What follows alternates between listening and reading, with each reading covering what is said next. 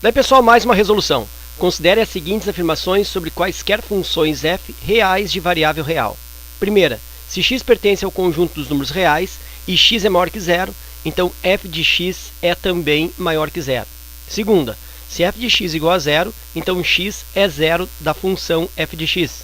Terceira, se x1 e x2 são números reais com x1 menor que x2, então f de x1 é menor que f de x2. Quais das afirmações estão corretas? Bom, começar com a primeira afirmação, que é bem simples de estabelecer uma análise, né? E aí diz nessa afirmação número 1 que se x é maior que zero, ou seja, xx é positivo, então f de x também é maior que zero, ou seja, f de x também é positivo. Lembrando que f de x aqui, ó, não é a mesma coisa, mas equivale-se no nosso raciocínio ao y. Bom, então ele está me dizendo que sempre que o x é positivo, o y também é positivo. E aí, recordando os exercícios que nós já executamos, né, resoluções de funções, exercícios que nós fizemos por aí, preenchimento de tabelas xy ou em pares ordenados estabelecidos por funções, se já evidenciou que quando um x aqui é positivo, eu posso ter uma função onde o valor do meu y é negativo. Não é porque o x é positivo que o y é negativo. É muito comum eu ter um x positivo e um y negativo. E aqui ele está me dizendo que se o x é positivo, o y também deve ser negativo. Então, só pela minha lembrança, né, de situações resolvidas com funções, situações anteriores, eu já percebo que essa afirmativa aqui ela é falsa. Não existe essa obrigatoriedade para qualquer função, tendo um x positivo, que o y também seja. Mas aí eu vou comprovar essa afirmação, a falsidade dessa afirmação, colocando aqui um exemplo de função. Vou colocar aqui uma f de x igual, para ficar bem nítido, menos 5x mais 2. E aí eu vou estabelecer um valor do x, por exemplo, x igual a 3. Se o x é igual a 3, f de x é igual a menos 5 vezes o 3 mais 2. Isso vai me dar que o f de x, ou ainda o f de 3, né, é igual a menos 5 vezes 3 menos 15, menos 15 com mais 2, menos 13. E aí observa que o x está sendo positivo 3 e o y está sendo menos 13. Vou colocar aqui um outro exemplo, uma outra função aqui, rapidamente. Ó. Em primeiro grau também, f de x igual a 3x menos 25. E eu vou colocar um x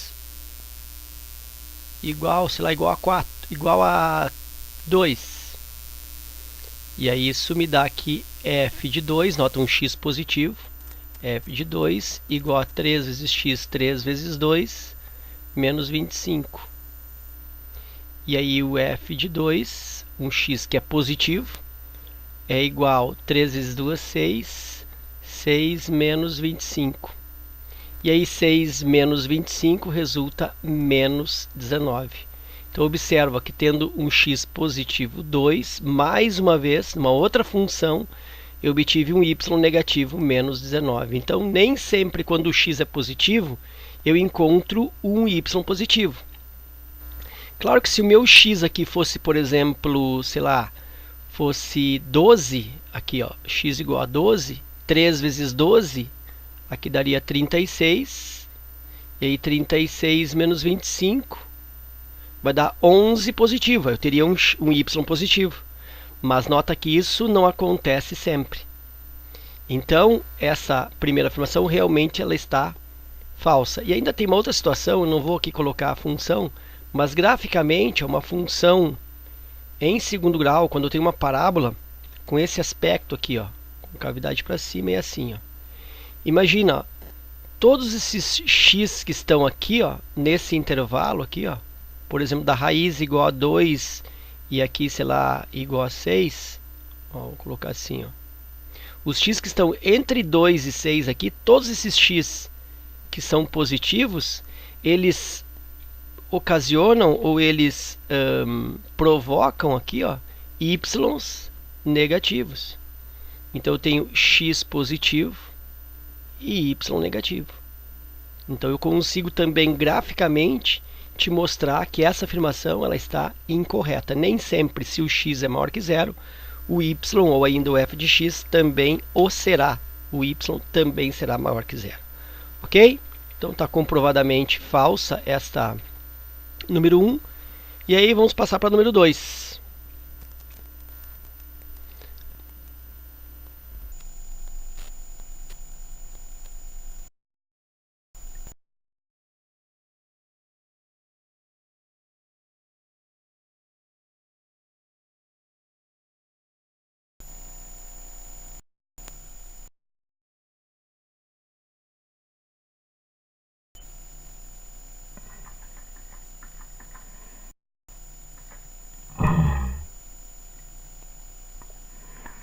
Afirmação 2.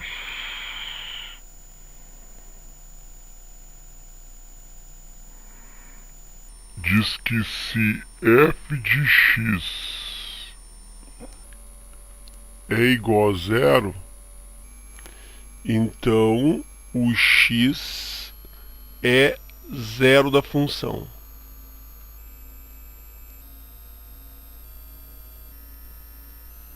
E isso está correto, isso é verdadeiro, porque essa é a definição de raiz ou zero de uma função. O que é raiz ou zero de uma função? É o valor que anula essa função. Então, se eu tenho aqui uma tabela xy, e aí eu tenho um determinado x1 aqui, ó, e quando eu substituo o x na função, quando eu faço o f de x1, eu encontro zero, ou seja, o y é zero, significa realmente que esse x1 é a raiz da função. Numa função assim, rapidamente, ó, f de x, vou colocar uma de primeiro grau que é mais fácil de entender, 2x menos 6. E aí eu vou colocar x igual a 3. Então eu tenho que f de 3 é igual a 2 vezes o x, que é 3, menos 6. f de 3 é igual a 2 vezes 3, 6. 6 menos 6, 0. Então observa que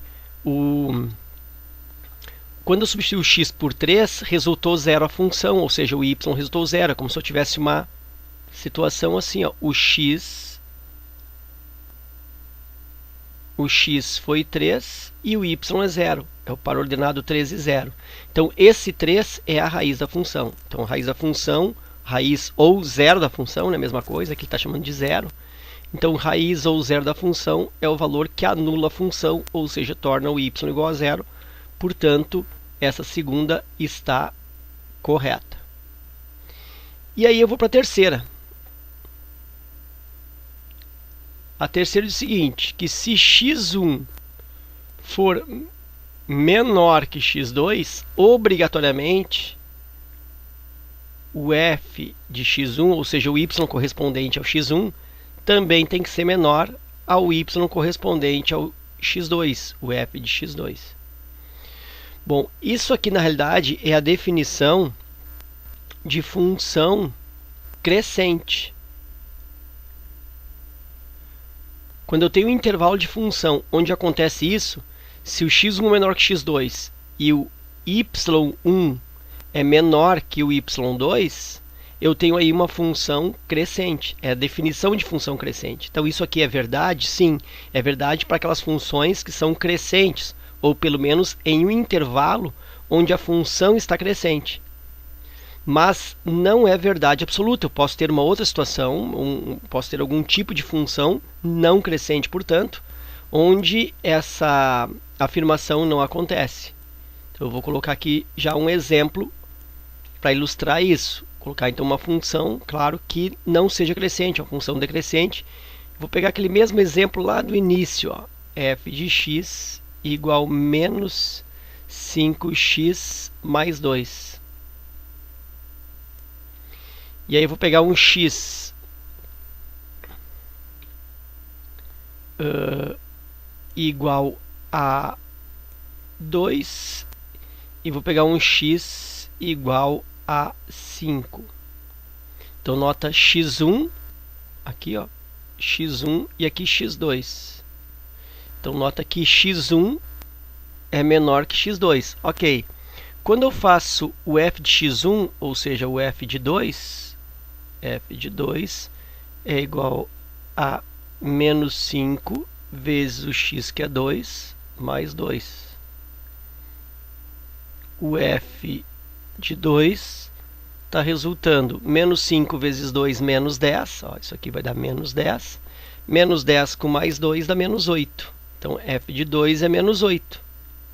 E quando eu faço o f de 5, já que o x2 agora é 5, f de 5 é igual aqui, ó, menos 5x. Então, menos 5 vezes 5, mais 2. F do 5 é igual. Menos 5 vezes 5, isso aqui dá menos 25. Menos 25 mais 2 dá menos 23. E observa que f de 2 ficou maior do que o f de 5. Isso não poderia ter acontecido, né? O x2 é maior que x1. Mas o y2, dá para chamar isso aqui, ó, de y2, ó, é menor que o y1. Então aqui está indo de encontro, né? Está indo ao contrário do que ele está me dizendo na afirmação 3. Ele está dizendo que x1 é menor que x2, f de x1 é menor que f de x2. Isso não aconteceu neste exemplo aqui, por exemplo. Justamente porque essa função ela é decrescente. Ok? Então essa terceira ela está falsa.